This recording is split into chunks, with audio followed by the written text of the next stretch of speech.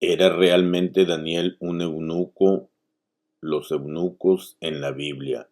Y la pregunta que muchos nos hemos hecho es, ¿era realmente Daniel un eunuco? La Biblia nunca dice directamente Daniel fue castrado o Daniel era eunuco. Sin embargo, personalmente pienso que sí existen suficientes indicios bíblicos para considerar seriamente esa posibilidad. Y una de las razones está en Daniel capítulo 1. Daniel fue puesto bajo la autoridad del jefe de los eunucos. Daniel capítulo 1 versículo 3. Y dijo el rey a Aspenaz, jefe de sus eunucos, que trajese de los hijos de Israel del linaje real de los príncipes. Pero hay algo todavía más interesante. Cuando Daniel decidió no contaminarse con la comida del rey, no podía simplemente hacer lo que quisiera. Tuvo que pedir permiso. Daniel capítulo 1 versículo 8. Y Daniel propuso en su corazón no contaminarse con la porción de la comida del rey, ni con el vino que él bebía. Pidió, por tanto, al jefe de los eunucos que no se le obligase a contaminarse.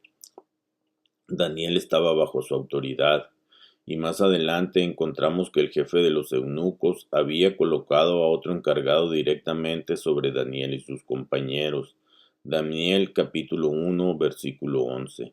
Entonces dijo Daniel a Melzar, que estaba puesto por el jefe de los eunucos sobre Daniel, Ananías, Misael y Azarías.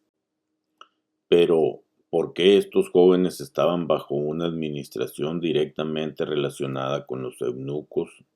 Y existe una evidencia todavía más fuerte.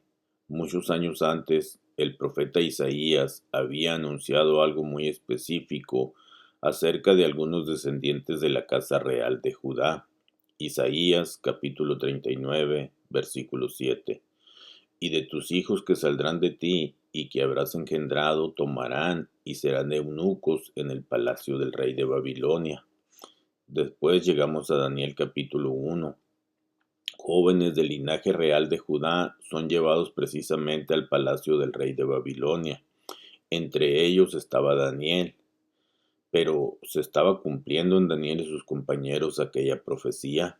Vamos a estudiar todas las evidencias. Vamos a mirar qué era exactamente un eunuco. En el mundo antiguo, los eunucos estaban estrechamente relacionados con las cortes reales. Muchos eran hombres que habían sido castrados y posteriormente puestos al servicio de reyes y emperadores. En algunas culturas eran utilizados para cuidar las habitaciones de las mujeres de la casa real, porque se consideraba que representaban menos riesgo sexual, pero no eran únicamente guardianes. Algunos llegaron a ocupar puestos de enorme importancia. Podían administrar propiedades, manejar tesoros, supervisar servidores y convertirse en funcionarios cercanos al rey. El libro de Esther nos da varios ejemplos. Esther capítulo 2 versículo 3.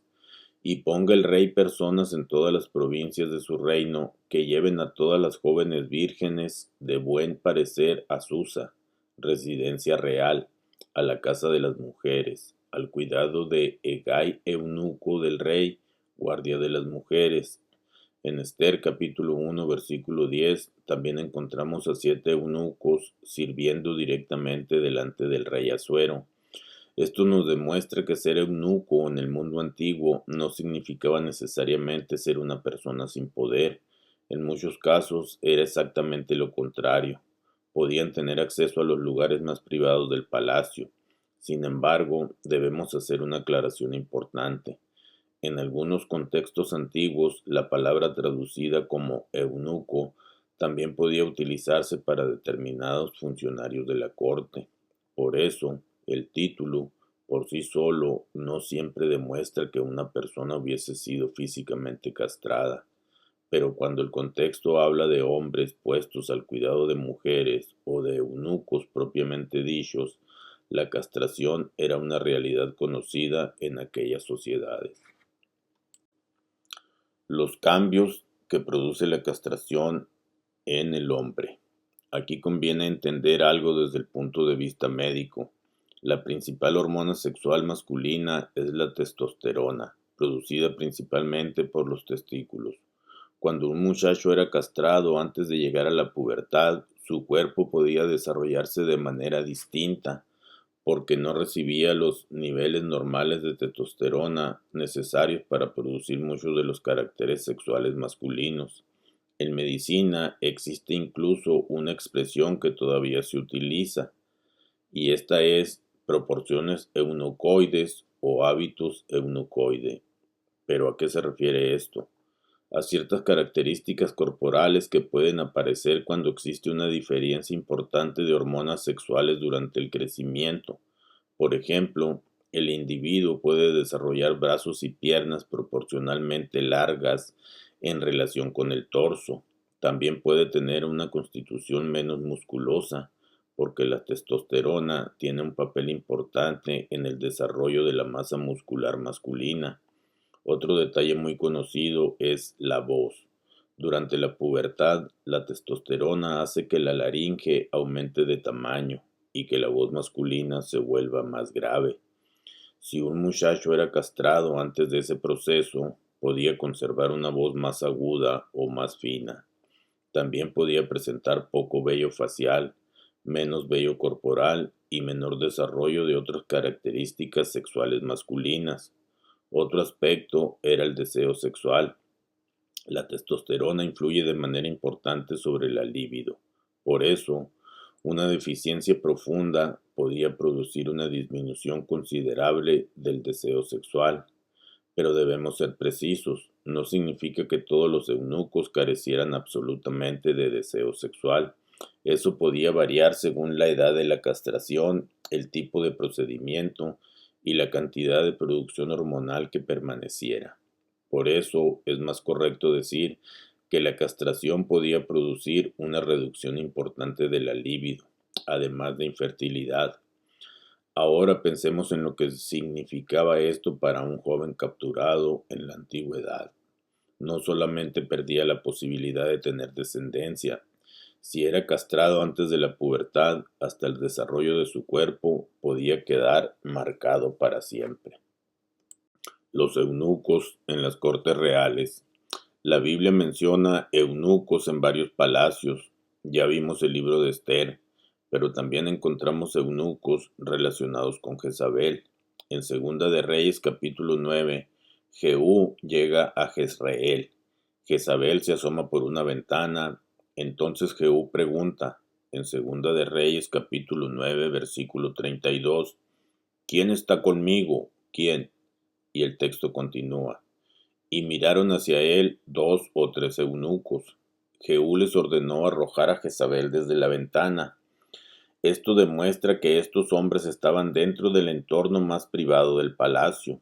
Los eunucos podían estar muy cerca de la reina y de la familia real. Esto explica por qué los grandes imperios podían tomar jóvenes capturados de otras naciones y convertirlos en servidores de palacio. Un joven de familia importante podía ser separado de su tierra, de su identidad anterior, de la posibilidad de tener descendencia y colocado completamente al servicio del imperio. Y esto nos lleva directamente a Babilonia. La profecía de Isaías.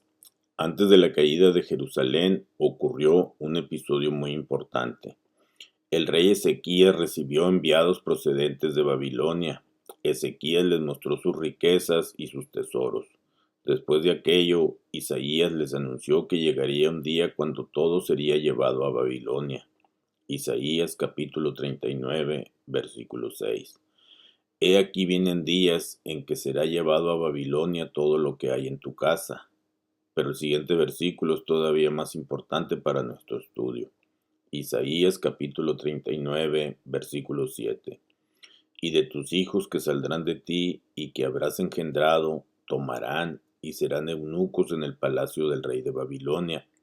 La profecía es específica. Descendientes de la casa real de Judá serían llevados a Babilonia, y algunos terminarían siendo eunucos dentro del palacio. Ahora avancemos hasta Daniel. Daniel capítulo 1, versículo 3 y 4. Nabucodonosor ordenó al jefe de los eunucos que trajera jóvenes de los hijos de Israel, del linaje real de los príncipes, muchachos en quien no hubiese tacha alguna y de buen parecer. Entre ellos estaban Daniel, Ananías, Misael y Azarías. Por eso la conexión resulta tan interesante. Isaías había dicho: descendientes reales de Judá serán llevados a Babilonia y serán eunucos. Daniel dice: jóvenes del linaje real de Judá fueron llevados a Babilonia y puestos bajo el jefe de los eunucos. Esto no es una prueba definitiva, pero sí es una coincidencia bíblica muy fuerte. Y la pregunta que podemos hacernos: ¿fue Daniel uno de esos eunucos? Ahora llegamos directamente a la pregunta: ¿era Daniel uno de aquellos eunucos profetizados por Isaías? Personalmente yo pienso que sí. ¿Por qué? Primero, Daniel pertenecía al grupo de jóvenes relacionados con el linaje real y la nobleza de Judá. Segundo, fue llevado a Babilonia exactamente como Isaías había profetizado. Tercero, quedó bajo la autoridad directa del jefe de los eunucos. Cuarto, Daniel no podía tomar libremente decisiones importantes dentro del palacio. Cuando quiso cambiar su alimentación, tuvo que pedir autorización. Daniel capítulo 1, versículo 8. Pidió, por tanto, al jefe de los eunucos que no se le obligase a contaminarse. Y después vemos que otro funcionario había sido colocado sobre Daniel y sus compañeros por orden del jefe de los eunucos. Daniel capítulo 1, versículo 11. Melzar, que estaba puesto por el jefe de los eunucos sobre Daniel, Ananías, Misael y Azarías. Además existe otro detalle. En toda la extensa historia de Daniel, la Biblia nunca menciona esposa ni hijos. Esto tampoco prueba que fuera eunuco. Muchos hombres bíblicos aparecen sin que se mencione su familia. Pero cuando juntamos este detalle con Isaías capítulo 39 y Daniel 1, la hipótesis se vuelve todavía más interesante. Por eso debemos separar dos cosas. Lo que sabemos: Daniel fue llevado a Babilonia, pertenecía al grupo de linaje real y estuvo bajo el jefe de los eunucos. Lo que inferimos: que posiblemente fue físicamente convertido en eunuco. La Biblia no nos permite afirmar esto 100% con certeza, pero tampoco es una idea sin fundamento. La ley y el árbol seco. Ahora necesitamos comprender por qué ser eunuco tenía también una dimensión religiosa y social dentro de Israel. Deuteronomio capítulo 23, versículo 1. La Torá establece una restricción relacionada con el hombre que había sufrido mutilación en sus órganos sexuales respecto a su entrada en la congregación. Esto podía ser específicamente doloroso para alguien que no había elegido aquella condición. Pensemos en un joven capturado durante una guerra. Es llevado a otro país, castrado contra su voluntad, sin posibilidad de tener hijos y además marcado socialmente por esa condición. Por eso resulta tan fuerte una frase que aparece posteriormente en Isaías. Isaías capítulo 56, versículo 3. Ni diga el eunuco: he aquí yo soy árbol seco. La expresión es profundamente triste. Árbol seco, un árbol que no produce fruto. Una imagen perfecta para describir cómo podía sentirse un hombre que sabía que nunca tendría hijos. Pero Dios no deja la historia allí. La promesa de Isaías a los eunucos. Isaías 56 contiene una de las promesas más extraordinarias de toda esta historia. Isaías capítulo 56, versículos 4 y 5. Porque así dijo el Eterno: a los eunucos que guarden mis días de reposo y escojan lo que yo quiero y abracen mi pacto, yo les daré lugar en mi casa y dentro de mis muros, y nombre mejor que el de hijos e hijas, nombre perpetuo les daré que nunca perecerá. Observemos la respuesta de Dios. El eunuco decía: soy árbol seco, no tendré hijos, no tendré descendencia, mi nombre desaparecerá. Y Dios responde: Yo te daré un nombre perpetuo. El hombre podía haber perdido la capacidad de transmitir su nombre a través de hijos, pero Dios le prometía algo todavía mayor, un lugar en su casa, un nombre que no desaparecería. Y si Daniel realmente fue eunuco, pensemos en la fuerza que esta promesa pudo haber tenido. Babilonia podía haberle quitado muchas cosas, podía haberle cambiado el nombre. Daniel pasó a llamarse Belsasar, pero podía haberle quitado su tierra, podía incluso haberle quitado la posibilidad de tener hijos, pero no podía quitarle el nombre que Dios le daría. Jesús y los tres tipos de eunucos. Los eunucos vuelven a aparecer siglos después en las palabras de Yeshua. Mateo capítulo 19, versículo 12. Yeshua dijo: pues hay eunucos que nacieron así del vientre de su madre, y hay eunucos que son hechos eunucos por los hombres, y hay eunucos que asimismo se hicieron eunucos por causa del reino de los cielos.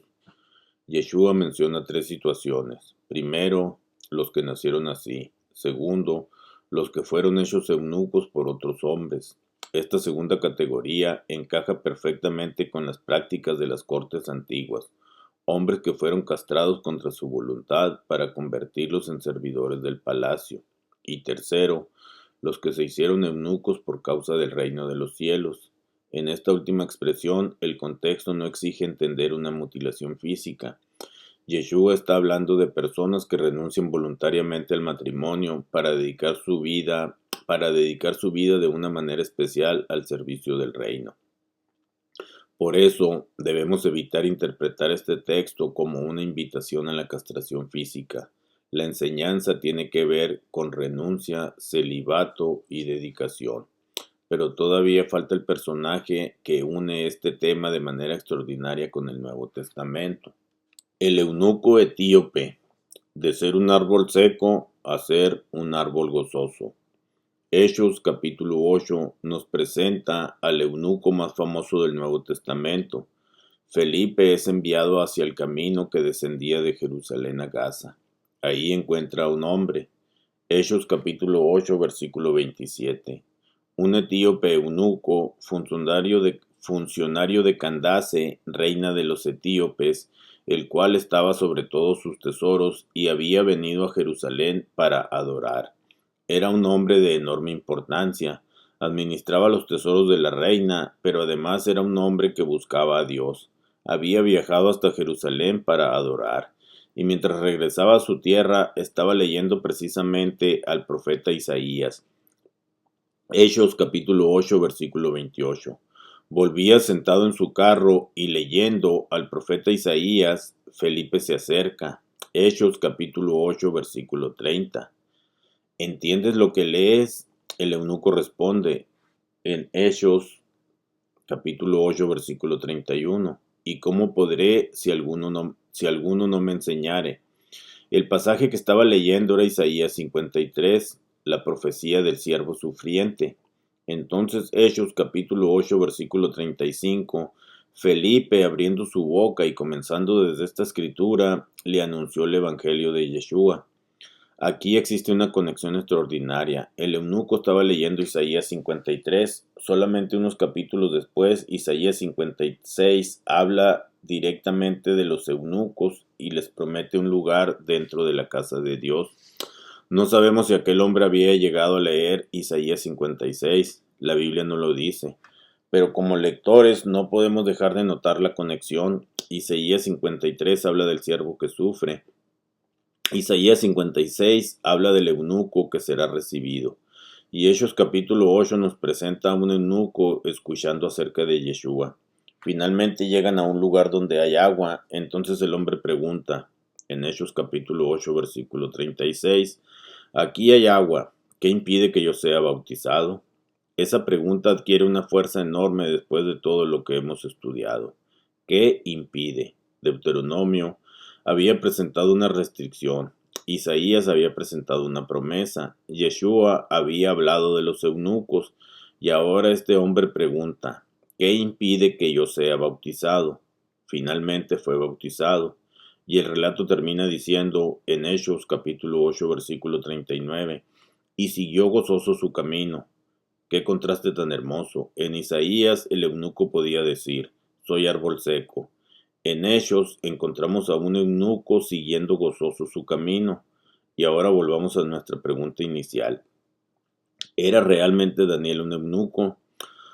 No se puede afirmar con absoluta certeza porque la Biblia nunca lo dice directamente, pero tenemos razones importantes para considerarlo posible. Isaías profetizó que descendientes reales de Judá serían llevados a Babilonia y serían eunucos. Daniel pertenecía al grupo de linaje real llevado a Babilonia. Fue colocado bajo el jefe de los eunucos. Tenía que pedir autorización dentro de esa estructura y nunca se menciona esposa ni descendencia suya. Por eso, personalmente considero muy posible que Daniel haya sido uno de aquellos hombres de los cuales había hablado Isaías. Pero el mensaje más importante va mucho más allá de Daniel.